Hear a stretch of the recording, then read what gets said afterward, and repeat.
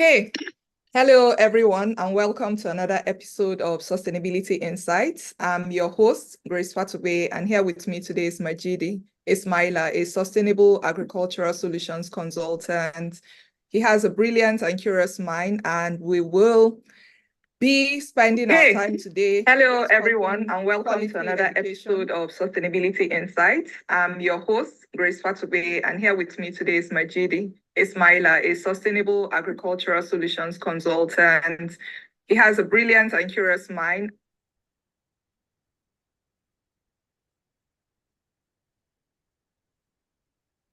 It seems there's something with the feedback, right? Yes, but I've sorted that now. I've just sorted it. Okay, great. Okay.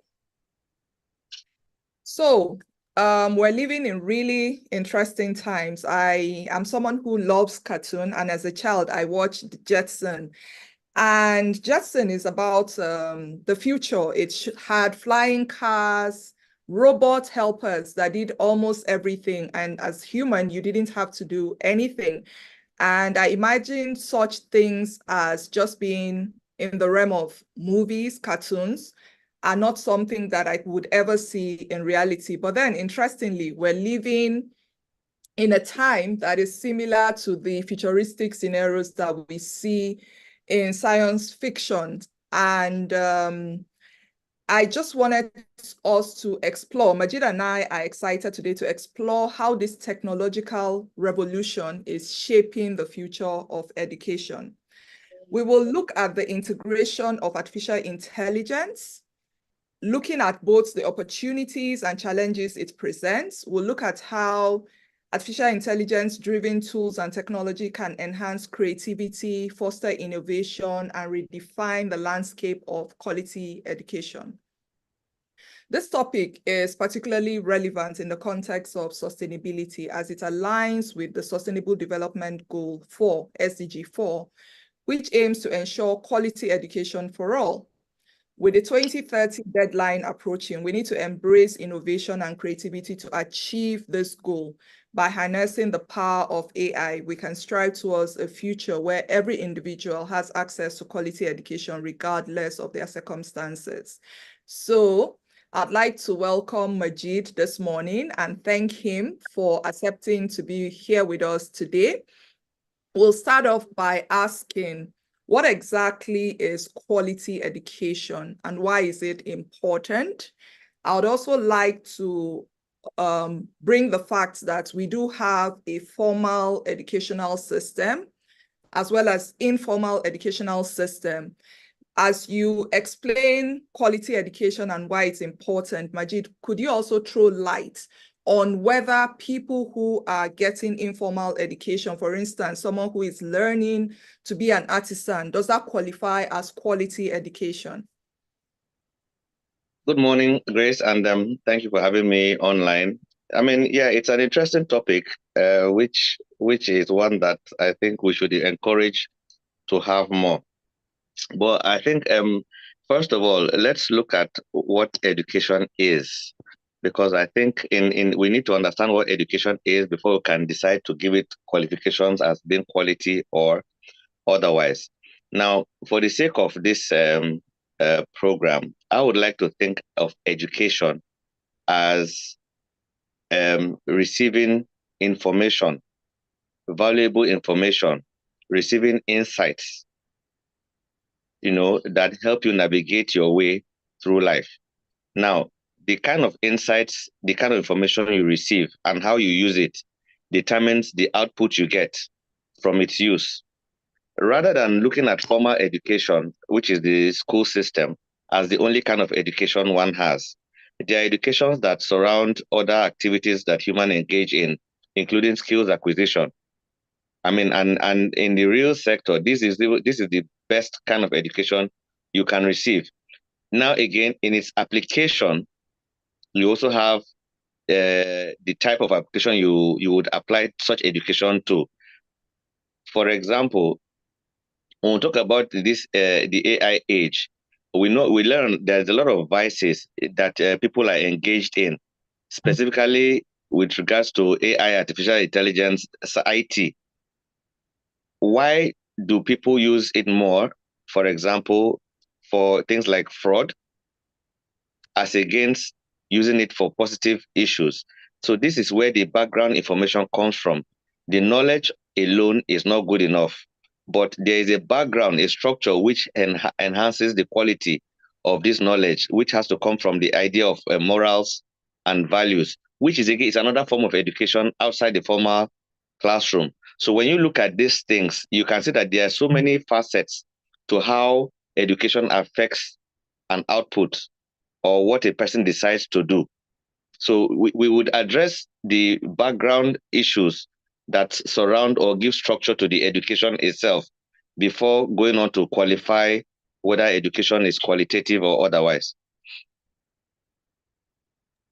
Thank you so much, Majid. That was really, really insightful. I love the fact that you said that education is about getting insights and that it's beyond just the formal educational system. When we talk about the formal educational system, we mean the school system, which has like a curriculum that you're adhering to. Because one of the conversation I hear a lot when people are talking about SDG 4, the focus seems to be only on the formal educational system, forgetting that a majority, but especially for us in Nigeria, that a majority of our population are actually outside the formal educational system, but they're still learning.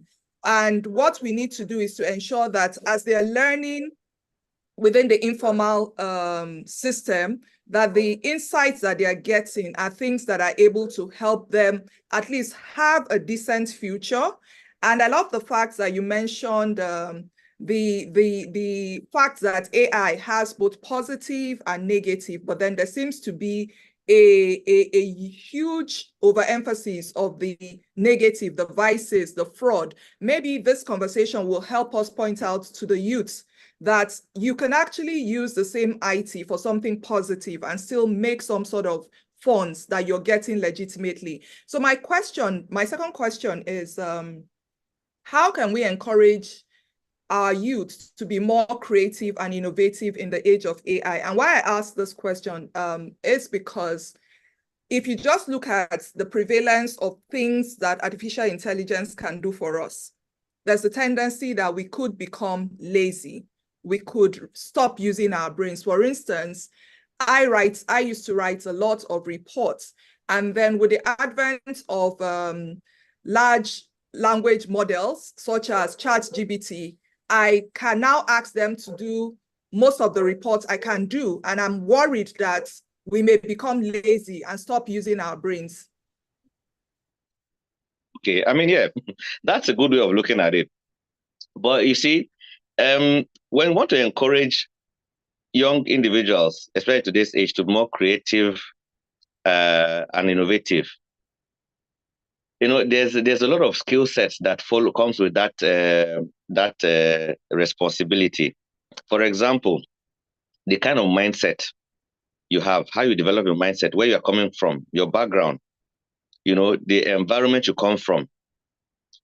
Does it support the exploration of such experimentation? Does it help with the critical thinking? I mean, okay, let's take a look at some certain aspects of this when you talk about encouraging creativity and innovation. Now, how do we emphasize problem solving using AI? All right. How do we encourage young individuals to identify real world problems and challenges and then brainstorm? AI is a tool that augments human problem solving capacities rather than replace them. So the kind of mindset you would have in deploying the AI, it's very, very important. So therefore, your mindset, your background comes in to play. For when you offer hands-on learning, for example, to youth, such as project-based, where there's mentorship, it acts as a guide, because developing a mindset is not just your capacity, your ability to work with the system, but what you hope to achieve in working with the system. Now, for the most part, our youth have been inundated with information. How do they harness this information? Is it all information that is good for you? Are you able to filter between the good information and the bad information? These are the developed skill sets within your environment that help you navigate through the right attitude of the right way of pushing out this information or the negative way of churning out information. So when somebody deploys the skills he has learned to fraud, and then another person deploys it to problem solving, to create value, you can see that the application is the same, but the mindset is different. The target is different.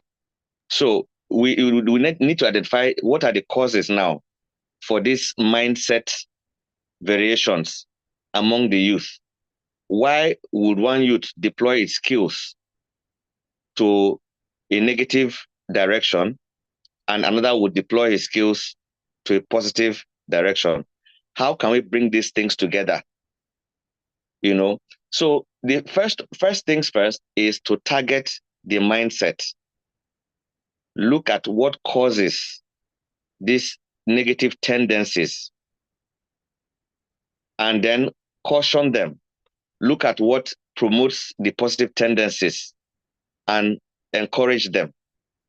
So when we identify these things, it becomes a situation where you have a society, a group of youth that have more positive impact in the deployment of the skill set in AI in positive creation, as against those that would want to use it for negative or nefarious activities. Yeah. Yes, that's quite insightful. Interestingly, my daughter brought a flyer home recently where there is a competition targeting children within the age of 6 and 16. And it wanted them to develop a prototype that was solving any problem that had to do with recycling as well as renewable energy. And I found that really interesting. The price is 2 million naira, which I think is actually a substantial amount for young children. And I was quite impressed. And I wondered why we didn't have more of such competitions that drive children to want to do use their knowledge for something positive. Because my daughter is 11. I was even surprised that she was keenly interested. She's doing a lot of research, trying to see how she can solve a problem that has to do with either recycling and renewable energy. And I know that this is something that will stay with her. The more that she sees that she can put her mind to do something positive and there's a reward for it. So what you said, let's find the root causes. Let's see how we can channel the attention of people from using their intelligence to do something negative. So let's take an example of someone who unfortunately has been given the wrong background and he lives in a country or a society where people do the wrong things and get away with it. And then that person thinks there are no consequences for doing these vices, and it is more difficult to do the right things. How can we as parents, as educators, as people within the society, try to channel people to do the right things when every other person is doing the wrong thing and getting away with it? Okay, I mean that's quite a tough one. I mean, on the surface of it, it looks quite easy as an answer, but I don't think it's so easy. Okay, so this is what I think. The first things first, from my perspective, in my opinion, is your environment, the environment you grew up in. Now, you mentioned something about your daughter. So, what kind of environment does your daughter live in to have access to the kind of information she has that brought her to the face of this competition? So you see, when you're in an environment that encourages knowledge, when you're in an environment where your mentors who surround you, your parents, your uncles, your aunties, have a positive outlook with regards to gaining information, with regards to applying information, it is natural for you to imbibe such values coming from that environment. But if you're in an environment where there is no support, where there is no push for these same things, for example, if you live in a house where you have adults who are more interested, for example, in watching programs that do not bring about a mental challenge. You talked about price of 2 million naira. And I know that in the social media space and even in discussion areas, people talk about certain programs and the values those programs bring. I mean, I know we are live now, so I wouldn't want to mention certain programs so that it won't be like I'm trying to demarket them. But I mean, I think we understand what we are saying. If you have a school's challenge where rewards for performances are comparable to certain challenges that you cannot really see the moral or social values that these things create, rather than create a set of people that rather bring about a dearth of moral structure and promote such things as against the prize monies you see in some competitions that encourage education. I mean, there are competitions that are encouraging, but the prize money are 50,000, 100,000. Whereas there are those that I don't see the real value of these things that give you millions. So first of all, you see that our society pushes us in a direction. Now, there is a whole lot of aspect to this that I think if we want to explore, it creates tentacles across board.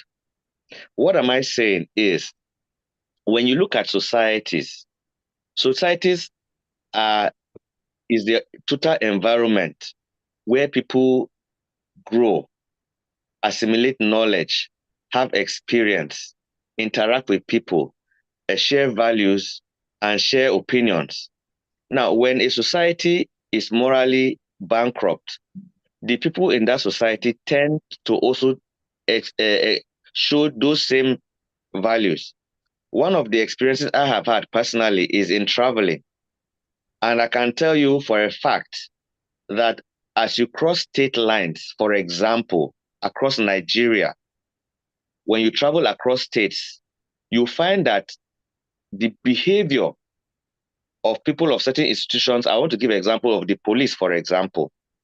Whereas there are some areas you hear police have behavior that are not, what do you call it now, proper. There are other societies where you will not find this existing, because in those societies, they have a higher moral mindset. Yeah, Than true. you can actually see this happening as you are traveling across Nigeria, where societies where you have higher morals, the policemen behave better. Mm-hmm. And in such societies, you don't hear so much about things like Yahoo Yahoo. You don't hear so much about all these negative things. Of course, not to say there are no criminal elements in these societies, but they are not in the ones that will kind of push the negative narration. Okay, so let me really bring something into perspective here as a personal experience. I had the opportunity. I had to travel during the COVID-19 era to support some government efforts in providing support to people in rural areas. So I had to travel across Nigeria, and I had to travel with some of my young people that we work together with. And when we got to some environments, this was also in the heat of the protest of NSAS. When we got to some environment, one of them asked, Oga, is there no SARS in this place? And I said to him simply, I said, what promotes the negativity of SARS does not exist in this society. Because when you look at the people that have challenges with the law here, you find out that it mostly is about drugs, it's about fighting some sort of violence. You don't go to the police stations and see people arrested for this kind of thing. And now the incentive the police get when they arrest people that participate in these crimes, you find out that it becomes an avenue for them to start profiling people in this direction. If a policeman were to arrest a youth and in that arrest was able to, he was promised a reward for allowing him to go. For example, chairman, how far now? Oh yeah, see 500,000 naira. Make this matter die, make it no reach station. The policeman has a reward for doing the wrong thing. That reward becomes his incentive to look for another one that he can catch in that same line because he knows he can gain more.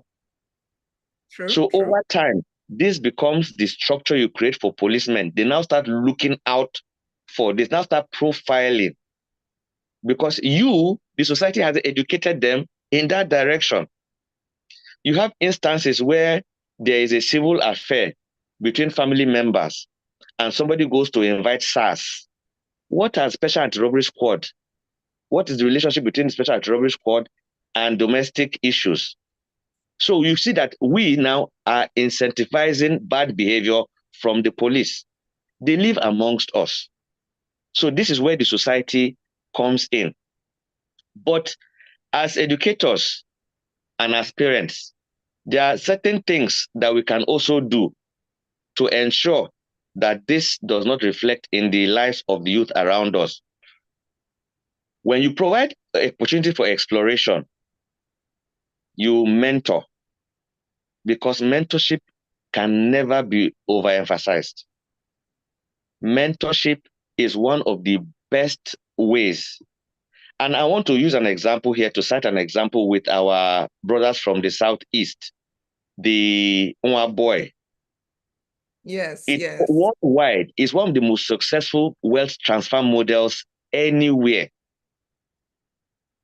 Because that is mentorship.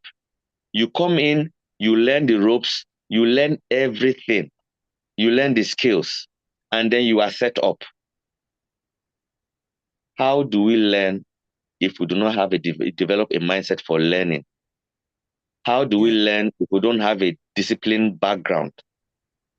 How do we learn if we don't have a structure to keep us focused?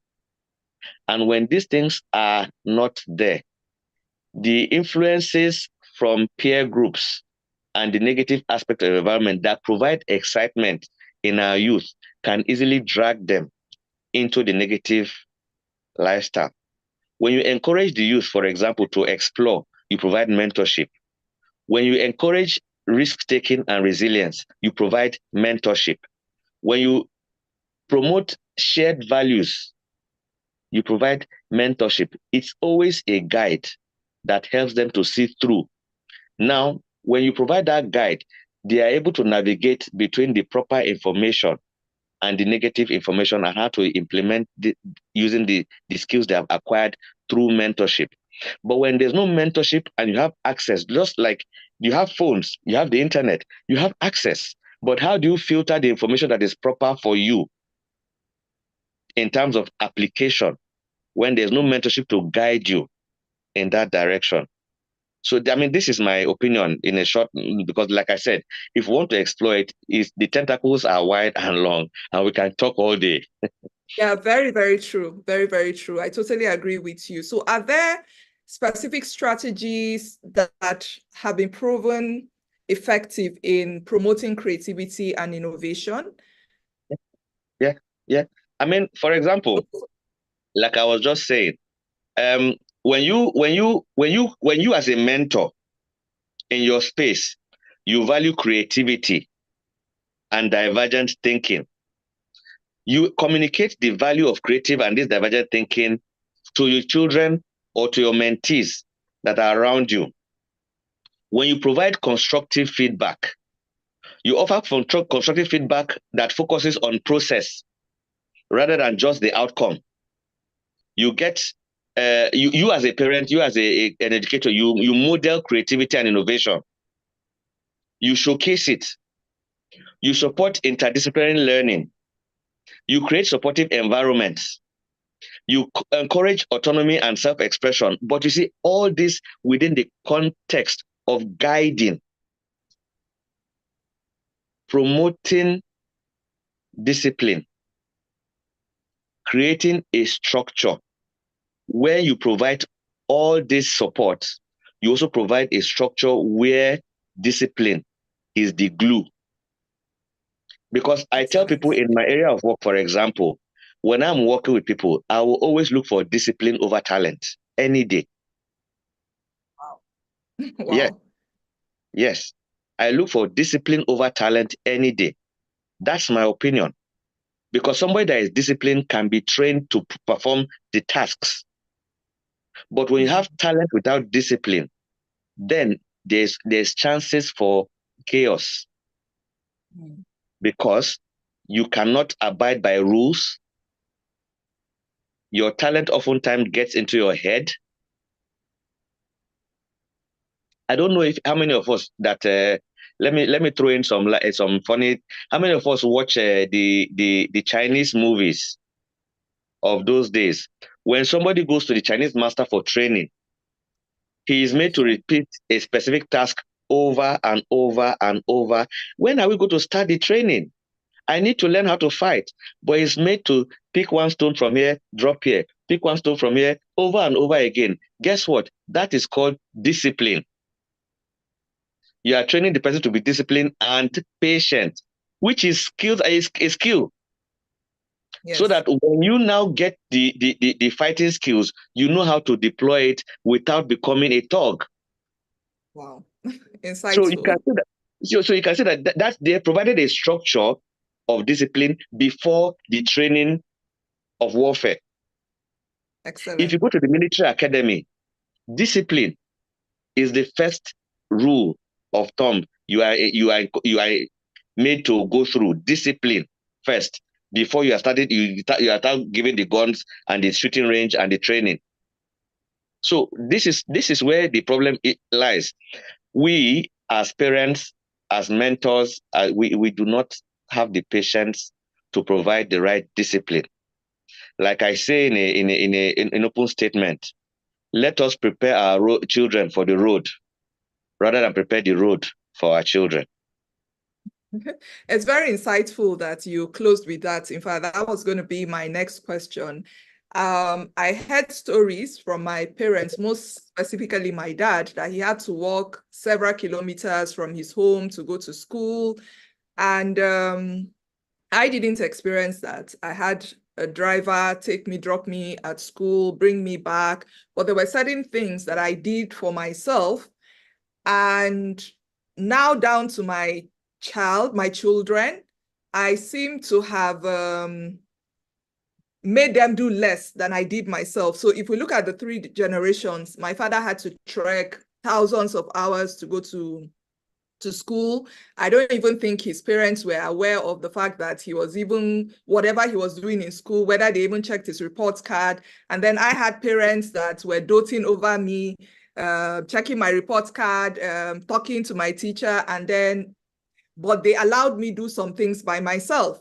And then the 3rd generation, I've practically done everything for my children. So how are we inadvertently contributing to our children becoming dependent, less disciplined, and thereby making them unable to be able to fend for themselves in the future? And how can we correct that? Okay. I mean, yes, the examples you gave are very, very, very, very accurate examples of the current realities.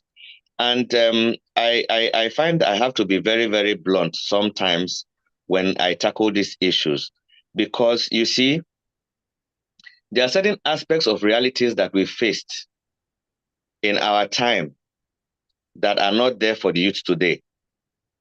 I cannot say, oh, you must send a child to school 7 kilometers away and he must walk to give him training. No. The realities of that time and the realities of today are different. So the first thing is does the child know the reason why he's going to school? What is the value you as the parent place on going to school? Is going to school a ritual, or does he see a target for going to school? These are the things we are missing even today.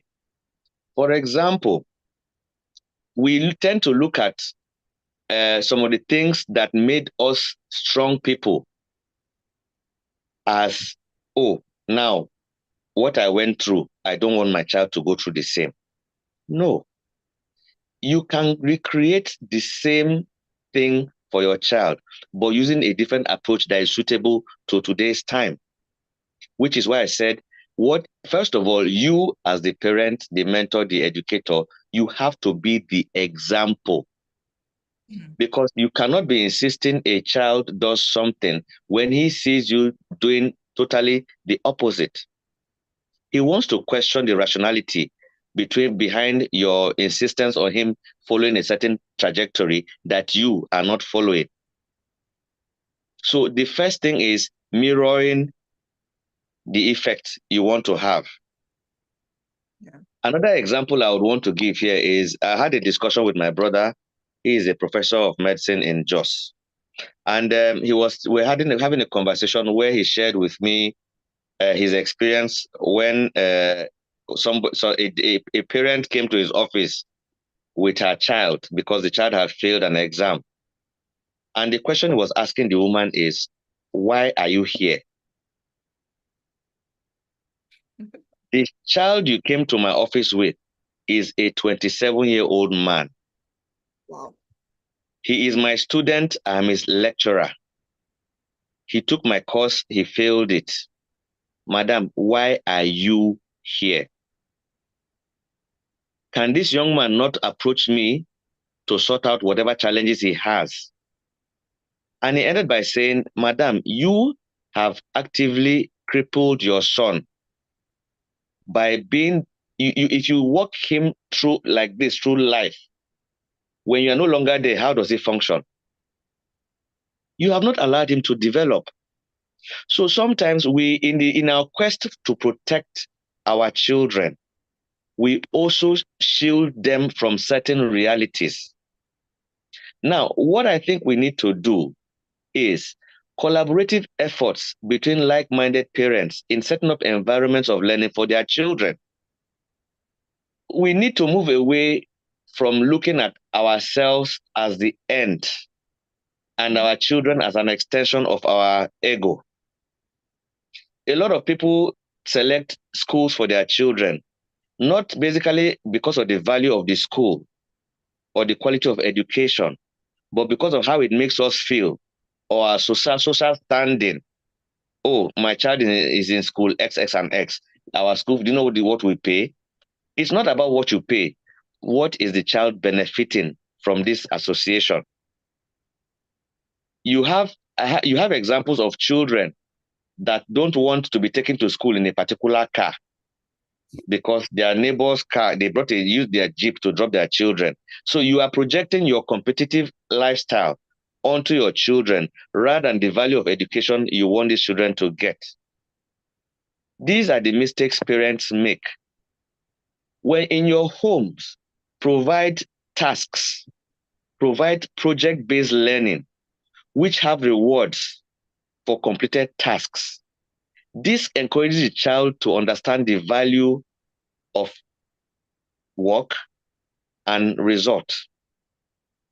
When you give a child a ribbon or a star for participating, I think in a school, I think you are creating entitlement mentality for that child. Somebody didn't do well. Rather than identify what made that child not to do well, you give the child a star for participation to make him feel good. He gets a reward for participating, rather than getting a reward for the outcome.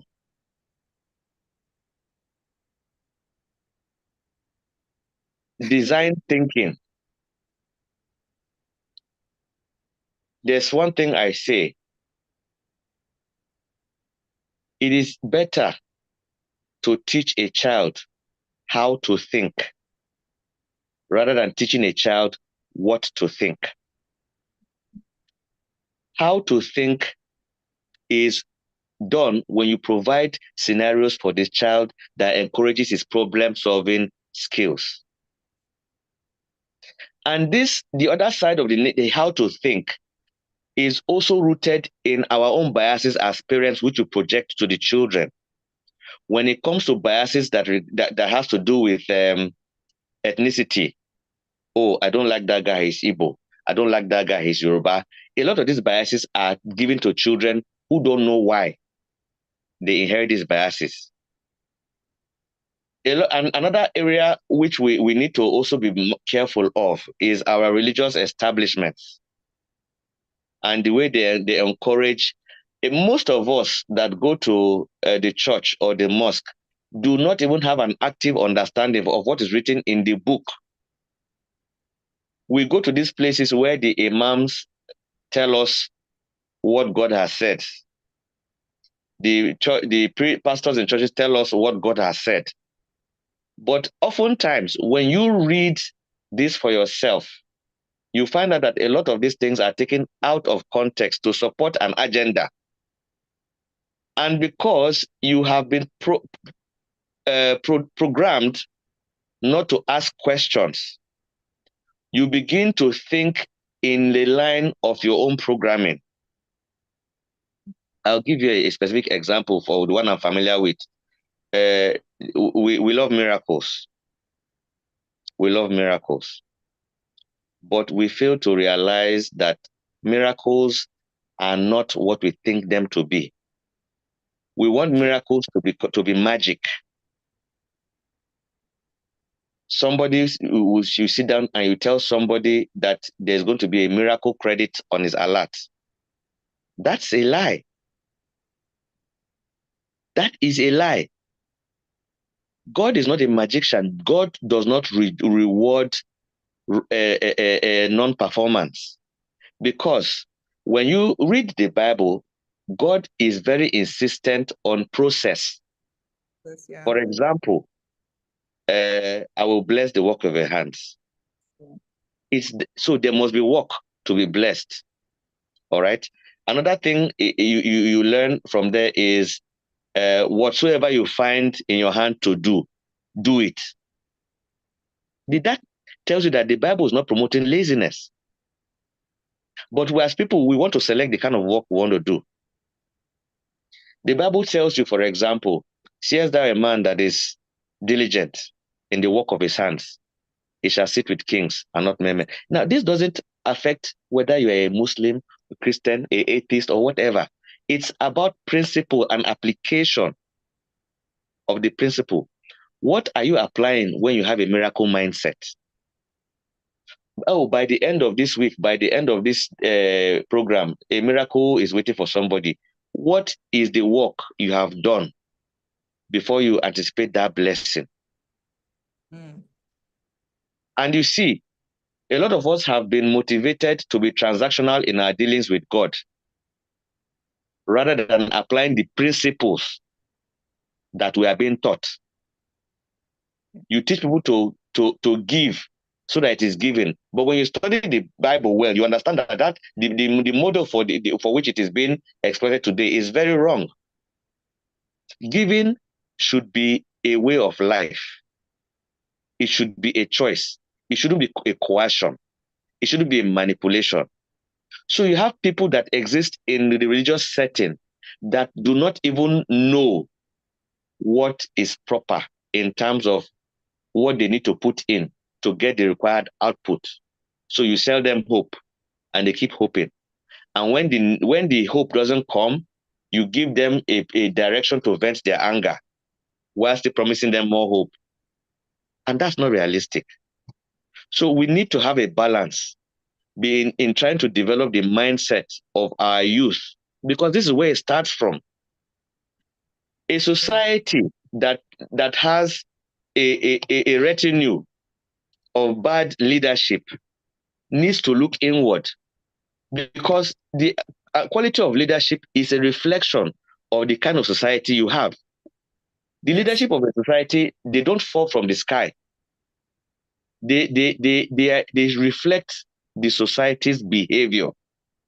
Your police reflects the society's behavior, because if you look at all these institutions, the number of policemen you have are not up to the total population of a state.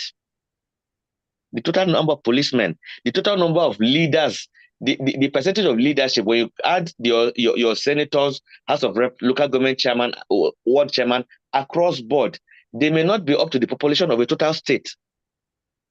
So how is it then that the small number of people are the ones controlling the larger number of people? It is simply because as a society, we are more focused on outcome rather than process. So we need to go back to the process, revisit the process of our educational systems. We need the government, and a lot of people often want to create comparisons between nation countries who are developed. But again, the mischief in such comparison is you do not point to the processes those countries went through. Are you willing to go through that same process? So if you don't want to go through the process, how is it you want the outcome? So this is one of the things we need to think about. If you don't want the process, how do you want the outcome? Honestly, very robust discussions, and I can clearly see why we are struggling with our educational system. And I like the fact that you mentioned that we need to be focused on the process. We shouldn't be looking for magical outcomes, because that's looking for magic makes us avoid the process, and then we're not able to get the proper outcome. And that brings us to an earlier conversation we had around the fact that artificial intelligence can be used for both good and bad. And because as a people, we are focused on magic, trying to get an instant reward regardless of the process, without us doing any work, that seems to promote devices culture. So if we're able to get, if we're able to get a mindset that makes us realize that we need to do work before we earn something. In fact, that's what we grew up with. That was the background. I remember growing up, you couldn't come home with something that wasn't yours, because you knew you were going to have a very tough time with your parents. It was imbibed in us that something that isn't yours, you shouldn't take it, no matter how good it looks, no matter the fact that you can take it and there are no consequences. However, we're now living in a society where people can see on a daily basis people doing the wrong thing and getting away with it. And so people are like, why should I do the right thing? In fact, it's even more difficult to try and do the right thing because every other person will see you as a problem. And I really like that. And I hope that people listening to us are able to see that as a nation, we need to get our processes right. We need to be ready to do the work. Nothing comes easy. I read the book by the first Prime Minister of Singapore, Lee Kuan Yew, From Third World to First World. And I saw it wasn't an easy process. And I saw that some really, really difficult decisions had to be made. And till today, they're benefiting from those difficult decisions that were made 30 years ago.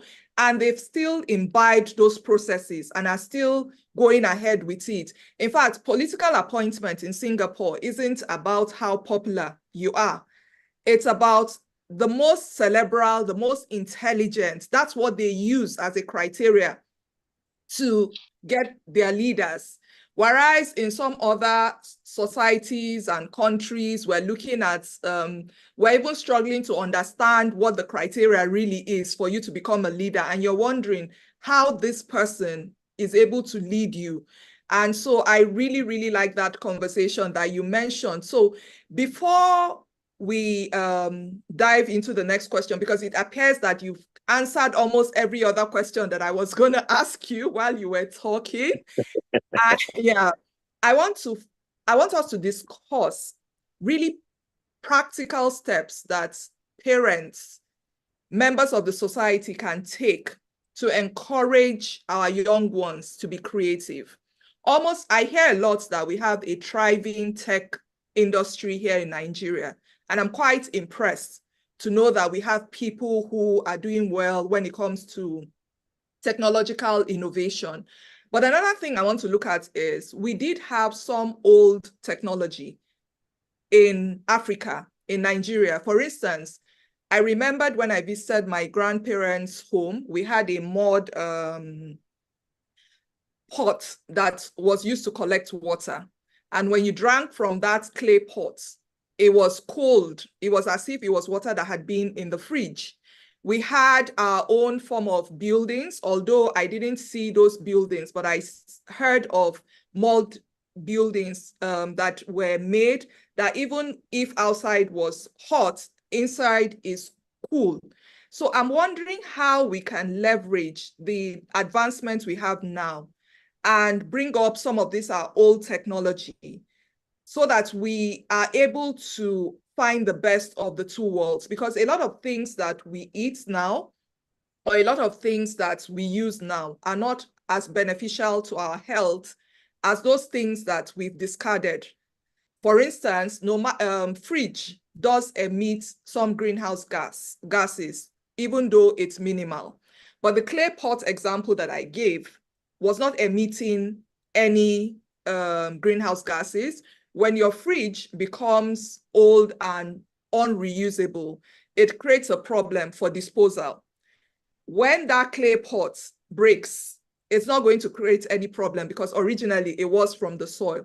So my question is, how can we adapt some of our sustainable technologies, combine it with artificial intelligence, and be able to have something that can keep us in the future? Well, I mean, you've pointed out something very, very, and along the lines, I was also going to mention Singapore and Lee Kuan Yew, because there was something striking in which he said, and I don't know if you remember this, but the government of Singapore under his leadership had to actively be involved in the quality of life of their citizens with regards to what kind of citizens do we have? How do our citizens think? How do they behave? What do they eat? What do they read? Where do they spit? Yes, I remember that. This is, but how many of us are willing to have a government that goes this deep? You see, I think one of the challenges that we have in this in the developing world is the mindset that what lies outside is better than what you have. What I've seen is most of the economies that have grown very, very fast have held on actively to certain traditions, which is the old way of doing things that foster a good structure. Most of these societies are very cultural and traditional in nature. While they adapt to the intelligence, the IT aspect, they hold onto the values. But for us in the developing countries, one of the things I have seemed to notice, and I don't know if this is just me, is that we tend to want to dispose of those things that give us the moral structure to embrace those things that are supposed to be, maybe should I use the new word, woke, in the sense of the word. Now, for example, Nigeria is a collectivist culture, meaning that, like others, it tends to value harmony and cooperation, unity, interdependence within family and community. But the new lifestyle is one that encourages independence and a nuclear family structure. Now, this new structure does not create where you can monitor and encourage proper behavior. Everybody wants to be removed and separated to be themselves. So back in the days, as you're growing up, it is not honorable for you as a child to be corrected outside. Somebody sees you and says, this is so and so person's child. Why are you behaving like this? And then takes you home and reports it to your parents. You have shamed your parents because it seems they don't train you well. Where is that today? where you have parents that are going to fight teachers because they corrected their children. So the discipline we are talking about is, first of all, not only for the children, but for the people that procreate these children. You cannot give something you do not have. You can only give what you have. And when a parent is not actively supporting the child in developing properly, it's most likely that parent also lacked those things, those structures in their life. And it comes back to what you are saying about protecting your child, not allowing them to go through a lot of things. Today, in Nigeria, we had a culture that promotes respect for authority. But today, those things are being eroded. We had high parental expectation for performance. In fact, on the lighter note, back in the days, the only reason why you would have ladies would notice you as a young man was for your academic prowess in school. True. Today, what is it?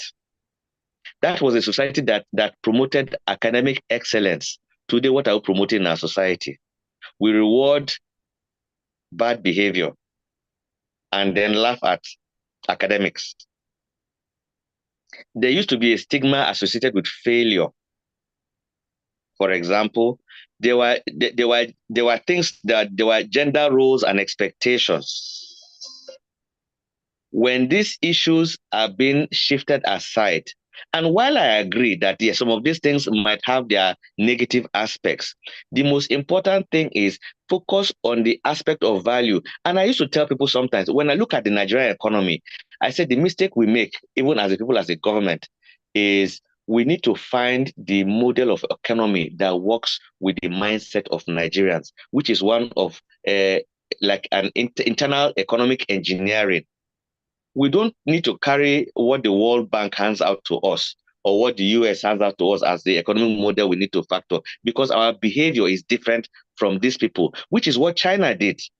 China shut themselves up and developed from the inside. They didn't develop from the outside in. They developed from the inside out. And that is why they are where they are today. And look, in a world competition where people are looking for benefit and protecting their country's interest, you can never think that another country has your best interest at heart when they are telling you the kind of economic policies you need to implement. No. When the economic policies that they are telling you to implement are policies that are destructive to industrialization, when the countries that tell you that, oh, you need more, I'm somebody that works with green energy, solar and all those things, but I can tell you that before solar cannot power industrialization. It cannot. It cannot give you the power required to run your industrial machines. The amount of solar you will need to run your industrial machines, you will run at a loss before you will start production. But the countries are actively using nuclear energy, fossil fuel energy for industrialization, but they tell you not to do the same. How much of green gases are we emitting when we are not industrialized compared to the guys that are industrialized? How much energy do you require to even produce an electric vehicle? How much energy do you need to convert lithium processes from extraction to production of lithium battery? These are not things that green energy can give you. So we see that policies that the country must implement are policies that are unique to the country, internal. We must develop from inside out. And we must forget this notion that anything outside there is better than what you have. Because if those people did not create their own, if they left it and said they are looking for other things that are better, you will not have them to look at to run towards, or you want to jackpot to somewhere because it's better. They made it better. They did the work that you want. So again, we want the outcome. We don't want the process. We come back to it. When we look at it, we keep coming back to it. You see, we keep coming back to the simple issues. We want the outcomes. So what we must begin to internalize from youth, from the schools, is teaching process, encouraging process, engaging children in process. It's not a competition. It's creating a process-oriented society that gets the outcome you want to.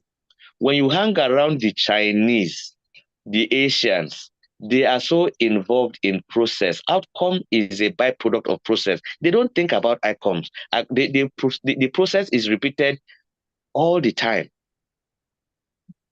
In fact, my experience when I worked with a Korean company, Samsung, back in the days, was even on Sunday, they were in the office, they didn't have Sundays. There was so much focus on output, and it really affected how I thought, because I once had a run-in with one of my country directors, in which, trust me, he got so agitated that I thought he was going to hit me because of the way I was responding. I didn't understand. But later on, I actually got to see that, you know what? It's about the mindset. When you go to a hotel and they put on the shower is running, but they are telling you that the shower is faulty. Why?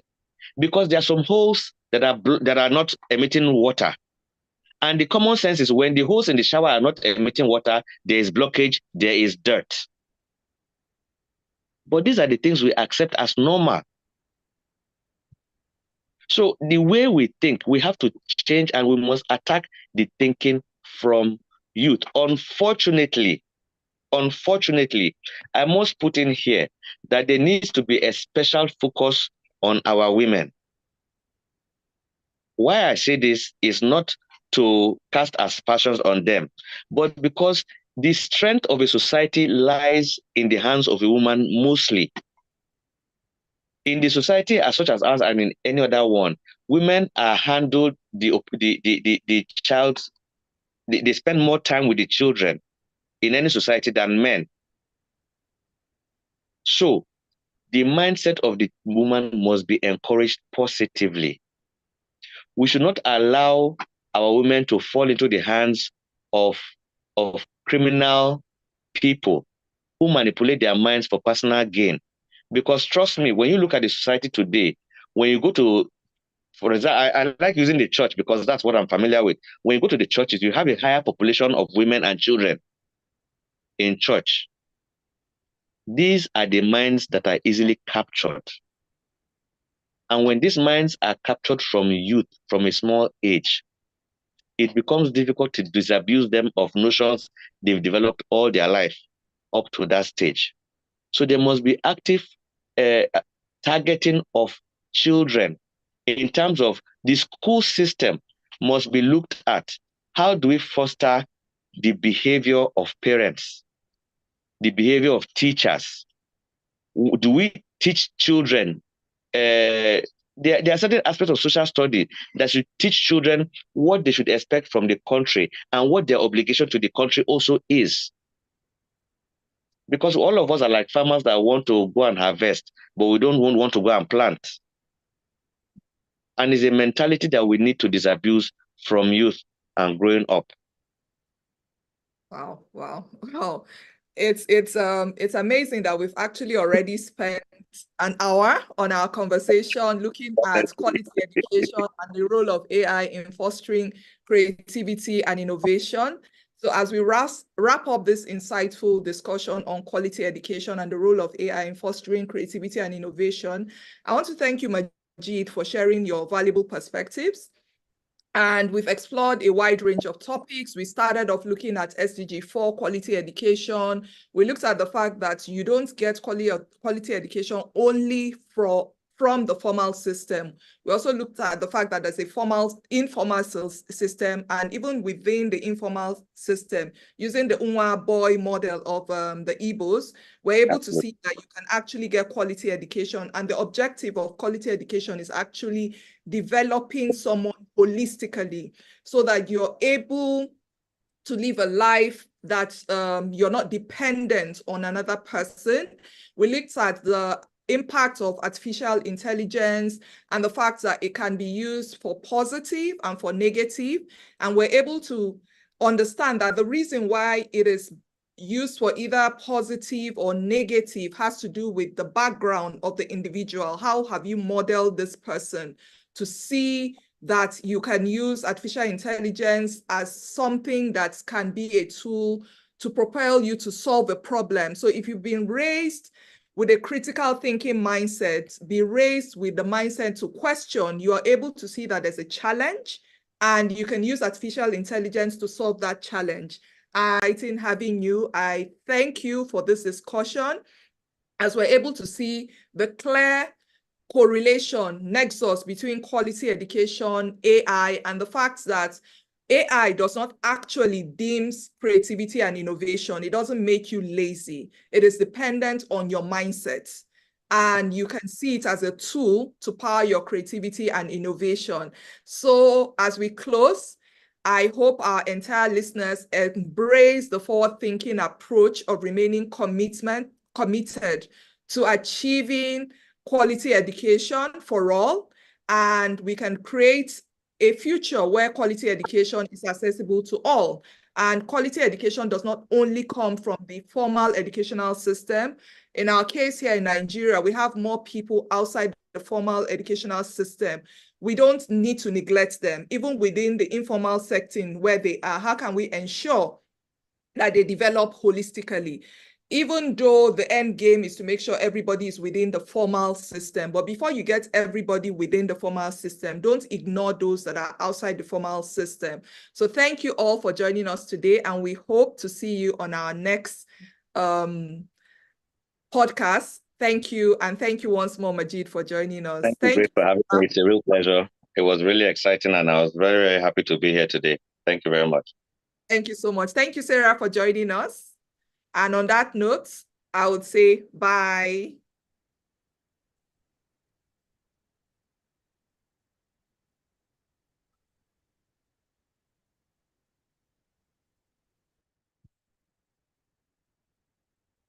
SKG.